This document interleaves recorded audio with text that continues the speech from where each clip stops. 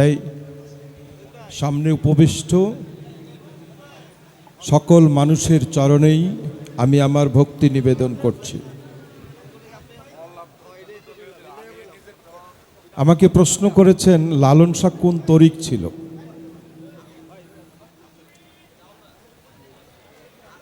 তো তরিকের কথা যখন বলবো তখন লালন একটু আলাদা হয়ে যাবে। সারা দেশে দেখবেন প্রত্যেকটা মহাজনের সমাধির পাশে কোনো না কোনো ধর্মের ঝান্ডা ওড়ে কিনা, কোথাও মন্দির, কোথাও মসজিদ, কোথাও গির্জা, কোথাও প্যাগোডা। কিন্তু এই মানুষটি, ওর মাজারে কোনো এই রকম কিছু নাই। তার মানে সে বলে যে আসলে মানুষ ভজলেই সোনার মানুষ হবে। তার একটাই তরিক, তোমরা মানুষকে ভালোবাসো, কারণ মানুষ সর্বশ্রেষ্ঠ। ঠিক কিনা? এখানে যদি আমি আলাদা করতে যাই তখন আপনি পরে আবার প্রশ্ন করবেন, তাহলে লালন কোন ধর্মের ছিল, কোন জাতের ছিল, সে হিন্দু ছিল না মুসলমান ছিল। পরে একটা প্যাচে পড়ে যাব আমি, সেটাও বুঝতে পারছি, কারণ এখানে অনেকগুলো ক্যামেরা খাড়া করা আছে। আমি এই প্যাচে পড়তে চাই না। সবার উপরে মানুষ সত্য। একটু ডি তা ধরবেন, ডি।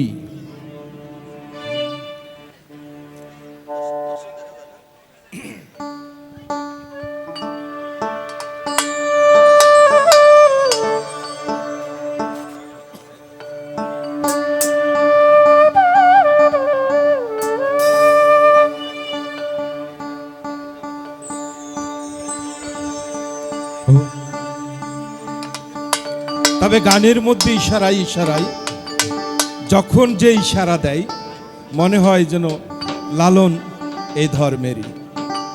অবশেষে কিন্তু তার পরিচয় সে মানুষ।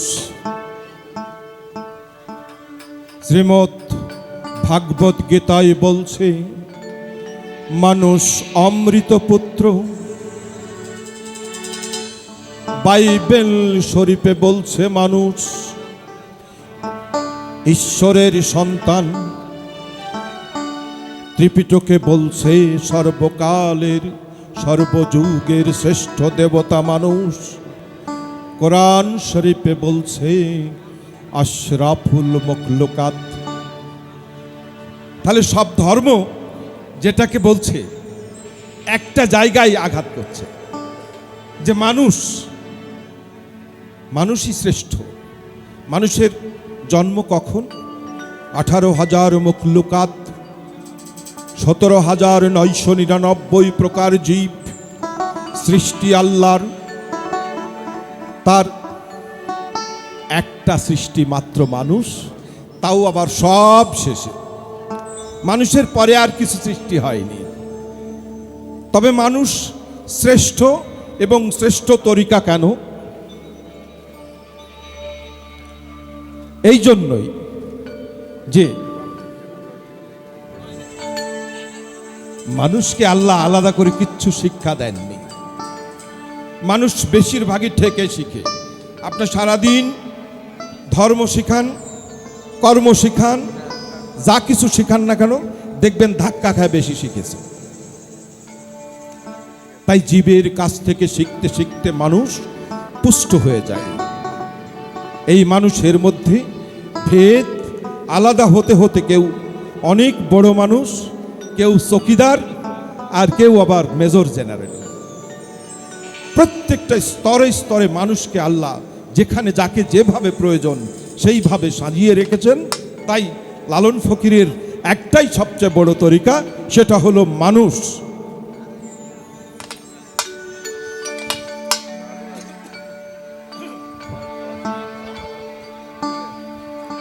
রাসূলের দিন সত্য জানো,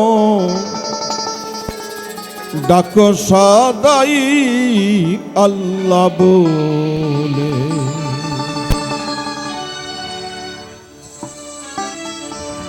ভুলো না মন কারো ভোলে,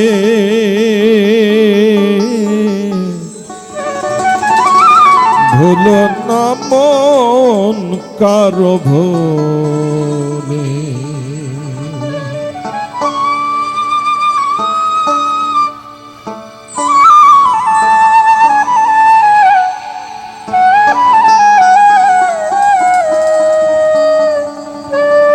খোদা প্রাপ্তি মূল সাধনা, আমার রাসূল বিনা কেউ জানে না। খোদা প্রাপ্তি মূল সাধনা, আমার রাসূল বিনে কেউ জানে না। জাহের বাতে উপাসনা,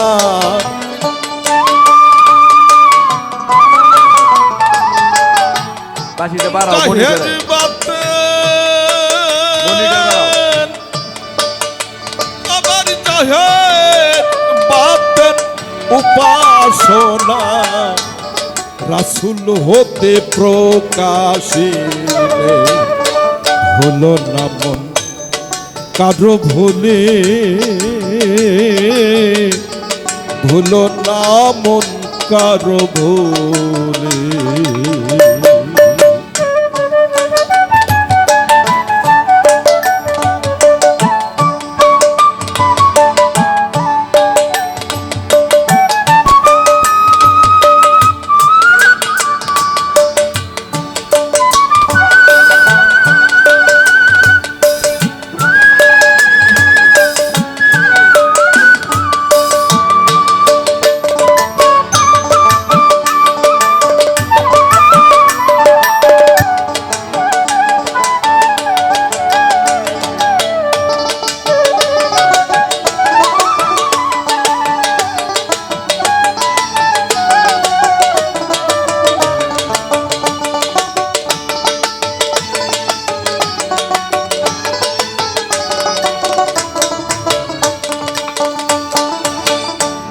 দেখা দেখি সাধিলে যোগ,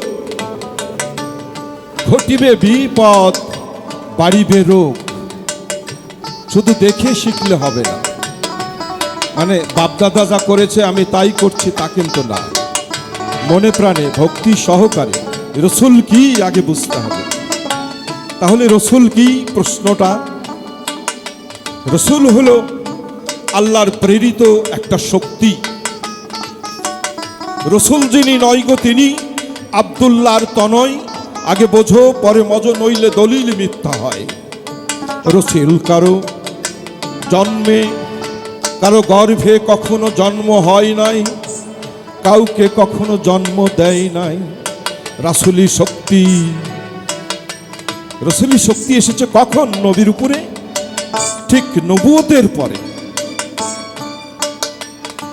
এই শক্তি মুর্শিদ রূপে ভক্তের কুলে কুলে সারা জীবন ঘুরছে। আজকে যার দরবারে এসেছি এই শক্তি অংশ এবং অংশীদার তিনিও, যে রাসূলের দিক অনুসরণ করে। এই রাসূলি শক্তি হলো সবচেয়ে আল্লাহর প্রিয় এবং সবচেয়ে বড় শক্তি। দেখা দেখি সাধিলে যোগ, ঘটিবে বিপদ বাড়িবে রোগ।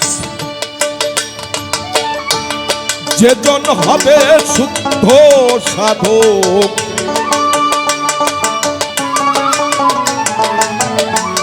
যেজন হবে, যেজন হবে শুদ্ধ সাধক, সে রাসূলের ফরমানে চলে। ভুলো না মন কারো ভুলে, ভুলো হলো না মন কারো ভুলে।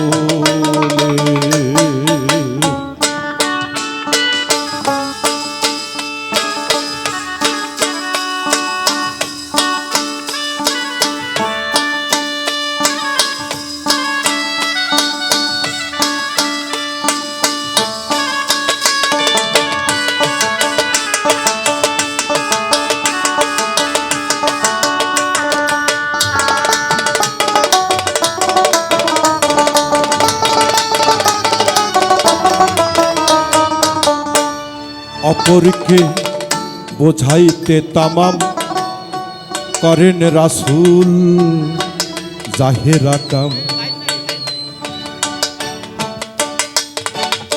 তাহলে সেখানেও কিন্তু দুরকম ব্যবস্থা ছিল, একটা ছিল জাহির আর একটা ছিল বাতুন। জাহের যাকে বলা হয় তাকে কখনো বাতুনির কথা বলা হয়নি। এখন যদি বাচ্চাদের সাথে আমি বাতুনির গল্প করি হবে হবে না, কিন্তু আপনি আমি এক ব্যাপার, কিন্তু এই তরুণ একটা ছেলে তার কানে এই কথাটা দেওয়া ঠিক হবে না।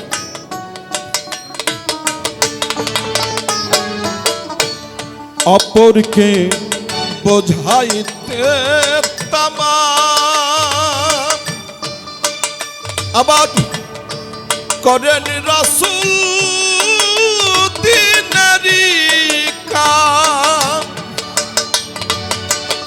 অপরকে বোঝাইতে তামাম করেন রাসূল দিনারি কাম। বাতুনে মশগুলো মোদাম, বাতুনে মশগুলো মোদাম কারো কারো জানাইলে হলো না মন কারো ভুলে। হলো না মন কারো ভুলে।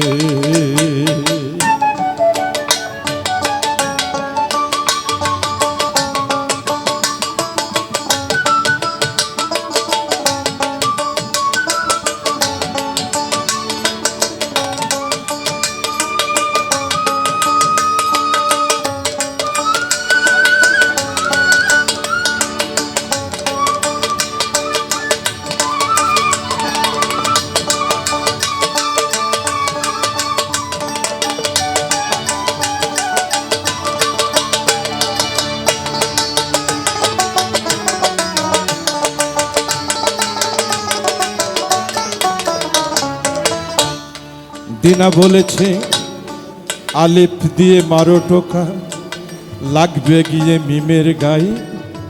তাহলে আলিফ আর মিমের মধ্যে সম্পর্কটা কি? সুন্দর একটা সম্পর্ক আছে নিশ্চয়ই। সেই সম্পর্কটা হলো কি? একটা হলো আহাদ আর একটা হলো আহম্মদ। আহাদ ওর সাথে যদি মিম লাগিয়ে দাও তাহলে আহম্মদ হয়ে যাবে, আবার আহম্মদ থেকে মিম সরিয়ে নিলে আহাদ হয়ে যাবে। দুটি আলাদা আলাদা বিষয়। যখন এক জায়গায় করব তখন হয়ে যাবে আশেক মাসেক আর মাসেক আশেক। আর আশেকের মাসেক যখন একাকার হয়ে যায় তখন কে পরম আর কে পরম আত্মা এটা কিন্তু বোঝা যায় না, দুটিই পরম হয়ে যায়। তাই যে রূপ মুর্শিদ সেই রূপ রাসূল, যে ভজে সে হলো রে মকবুল। আপনি বলেন তো, আচ্ছা কথা বললে কি বিরক্ত হচ্ছেন না? যে আল্লাহ এবং আল্লাহর রসুল দুটি বিষয়কে যখন আলাদা আলাদা করে দেখব তখন মাঝখানে বিশাল ফাঁকা হয়ে যায়। বিশাল ফাঁকা হয়ে যায় বিধায় দেখবেন ধর্মের আস্তে যতগুলো স্তর আছে, মানে গোত্র আছে, সব কিছু ছেড়ে দিতে পারে, দেখবেন রাসূলকে ছাড়ে না। ছেড়েছে? কোনো গোত্র ছাড়বে না। ওইটা পুঁজি করে ওইটাকে দিয়েই আমরা সামনের দিকে আগাই। কারণ হলো যে ওইটা যখন আল্লাহ থেকে আলাদা করে দেব, আল্লাহ কি আমরা নিজেরাও বুঝবো না। তাই আল্লাহ এবং আল্লাহ রসুলকে যদি জুদা করে দেখি, তখন আলাদা হয়ে যায় দুইজন। কারো পরিচয় তখন স্বকীয় মান বহমান ধারণ করতে পারে না, স্বকীয় মান থাকে না। আর আল্লাহ এবং আল্লাহ রসুলকে, কারণ হলো কি দেখেন, যেরূপ মুর্শিদি সেই রূপ রাসূল, যে ভজে সে হলো মকবুল। মকবুল মানে কি? ঈশ্বর। যে রূপ মুর্শিদ সেই রূপ রাসূল, যে ভজে সে হলো মকবুল। সিরাজ সাই কই লালন কি কুল,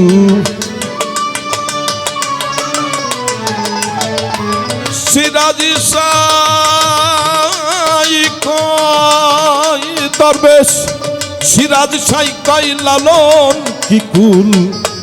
পাবি মুর্শিদ না ভজিলে, হইল না মন কারো ভুলে,